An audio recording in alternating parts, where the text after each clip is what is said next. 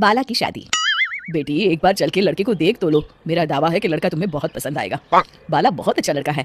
हाँ हाँ बेटी, हम लोग तुम्हारे दुश्मन तो नहीं है, किसी अच्छे लड़के से ही तुम्हारी शादी करवाएंगे ना, आखिर तू हमारी इकलौती बेटी है।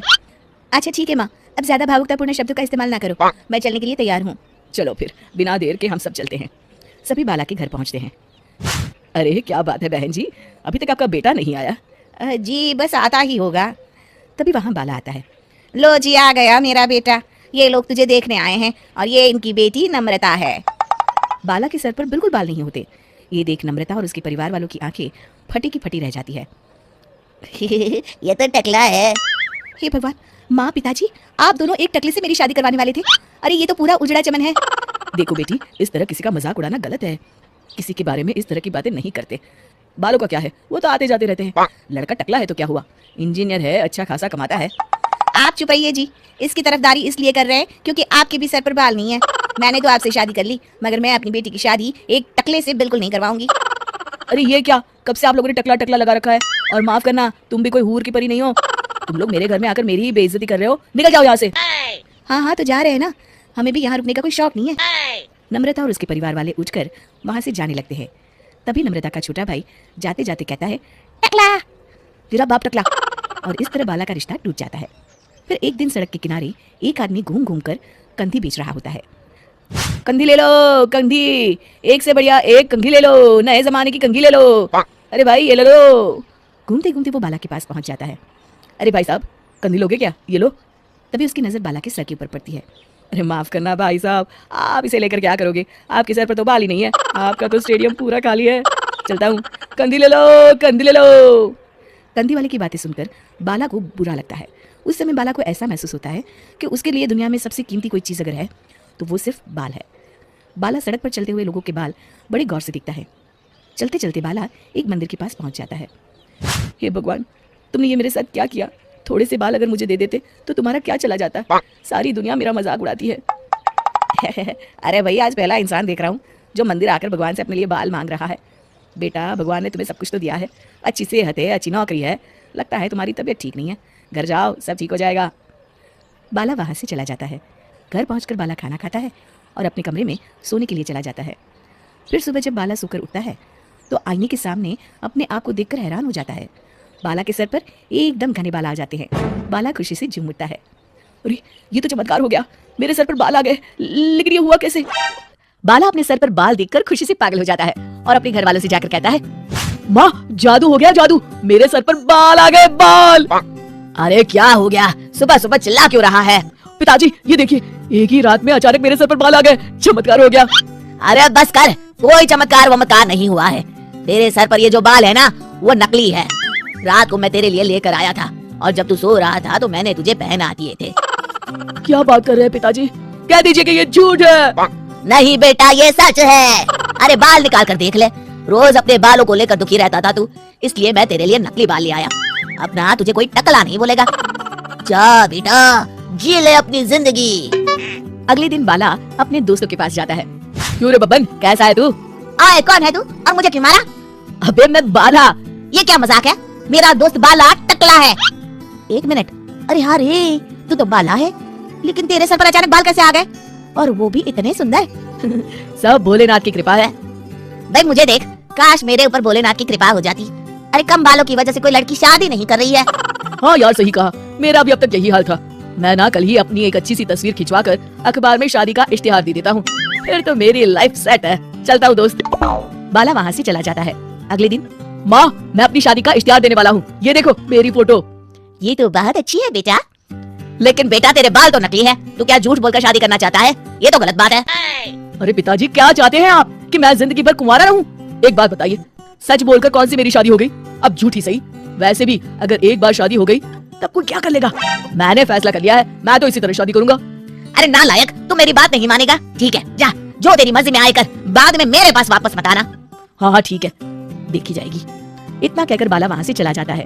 कुछ दिनों के बाद इश्तिहार देखकर बाला के घर में लड़की वाले उसे देखने आते हैं और उसे देखकर, सुनिए जी, लड़का तो बड़ा सुंदर है, खास तौर पर इसके बाल मुझे बहुत अच्छे लग रहे हैं, कितने घने और चमकीले हैं। हाँ हाँ भाग्यवान, लड़के के बालों में तो बात है, ऐसे बढ़िया बाल तो मैंने आज तक नहीं देखे हैं। क्यों बेटी, लड़का कैसा लगा तुम्हें? पसंद तो है ना? जी पिताजी। बहन जी, हमें आपका बेटा अपनी बेटी के लिए पसंद है। बहन जी, हमें भी आपकी लड़की पसंद है। सच बताऊं, मैं तो इतने सुंदर बालों वाले दामाद को पाकर बड़ी खुश हूँ। अब कोई अच्छा सा मुहूर्त देखकर इन दोनों की शादी कर देते हैं। जी बिल्कुल बहन जी, मैं ना कल ही पंडित जी को बुलाकर सारी तैयारियां कर लेती हूँ। अच्छा, अब हम लोग चलते हैं और कल से ही शादी की तैयारियां शुरू कर देते हैं। उन सब के जाने के बाद शुक्र है भगवान कि मेरे बेटे की शादी तय हो गई। हाँ माँ। अरे मुझे तो डर इस बात का है कि जब लड़की वालों को असलियत का पता चलेगा तब क्या होगा। माँ, पिताजी से कह दो ना कि ऐसे ऐसे में कभी झूठ का सहारा लेना पड़ता है। मैं अभी बाहर जा रहा हूँ। आखिरकार कुछ दिनों के बाद शादी का दिन आ जाता है। भाई मान गए तुझे और तेरी किस्मत को, कितनी सुंदर बीवी मिली है तुझे। काश मेरे बाल भी तेरे जैसे होते तो मेरी भी किसी सुंदर लड़की से शादी हो जाती। अरे जब से देख रहा हूँ तू सिर्फ मेरे बालों को घुर रहा है। साले मेरे बालों को नजर लगाएगा क्या? चल भाग यहाँ से। जा जाके खाना देगा और निकल यहाँ से। बब्बन की जाती ही, जीजा जी आप तो एकदम हीरो लगते हैं, आपके बाल ना चंकी पांडे जैसे हैं। अबे तुझे मैं चंकी पांडे लगता हूँ क्या? चल भाग यहाँ से। पता नहीं कहाँ से आ जाते हैं। वही लड़का तो बड़ा स्मार्ट है, हमारी कोमल के साथ इसकी जोड़ी तो जच रही है। क्या दामाद ढूंढा है। जी जीजा जी, विवाह संपन्न हुआ, आज से आप दोनों पति पत्नी हैं। इस तरह बाला और कोमल की शादी हो जाती है। ये देखो भाग्यवान, हमारी शिमला की टिकट और वहाँ के होटल में हमारी बुकिंग हो गई है। अब बस तुम तैयारी कर लो, अगले हफ्ते हमारी फ्लाइट है। आप कितने अच्छे हैं जी, लेकिन एक बात बताइए, इन सब में तो बहुत खर्चा हुआ होगा ना? अरे तुम खर्चे की चिंता क्यों करती हो? आखिर मैं तुम्हारे लिए ही तो कमा रहा हूँ। चलो जल्दी से मुझे नाश्ता दे दो, मुझे ऑफिस जाना है। आप बैठिए, मैं अभी लेकर आती हूँ। तभी बब्बन दरवाजे पर आकर बाला को आवाज देता है। अरे ओ बाला भाई, अरे ओ बाला, कहाँ है भाई, जरा बाहर तो आना। अरे बब्बर तू, बाला अपने कमरे में है, तू बैठ, बाला अभी आता होगा। बैठने का टाइम नहीं है आंटी, अब बाला को बुलाइए ना, जरूरी काम है। तभी बाला वहाँ आ जाता है। अरे बब्बन तू इतने सवेरे सवेरे, बोल क्या काम है? और ये आदमी कौन है तेरे साथ? अभी बताता हूँ।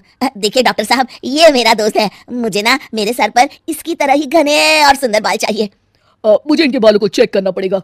हे भगवान, मर गया रे, अब क्या करूं? ये डॉक्टर का बच्चा मेरे बाल चेक करेगा तो सबको पता चल जाएगा कि मेरे बाल नकली है। अरे कमीने बब्बन, तेरा सत्यानाश हो। क्या हुआ बाला, क्या सोच रहा है? अरे बब्बन तू भी बड़ा अजीब है। ये सब क्या बेकार के काम करते रहता है। देख मुझे ऑफिस जाने में देर हो रही है। अरे इतनी भी क्या जल्दी है, बस डॉक्टर साहब अभी तेरे बाल चेक कर लेंगे। अरे आपकी इतनी सुंदर बाल हैं, इन्हें चेक करने दीजिए ना।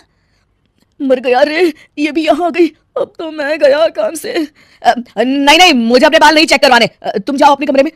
सुनो बब्बन, मुझे लगता है कुछ तो गड़बड़ है, हो ना हो जरूर इसके बाल नकली है और इसीलिए ये इतने नखरे कर रहा है। हाँ डॉक्टर, मुझे भी ऐसा ही लगता है, रुकिए मैं कुछ करता हूँ। अरे बाला तू भी यार, इतनी छोटी बात में कितने नखरे कर रहा है। ला डॉक्टर साहब को अपने बाल दिखा।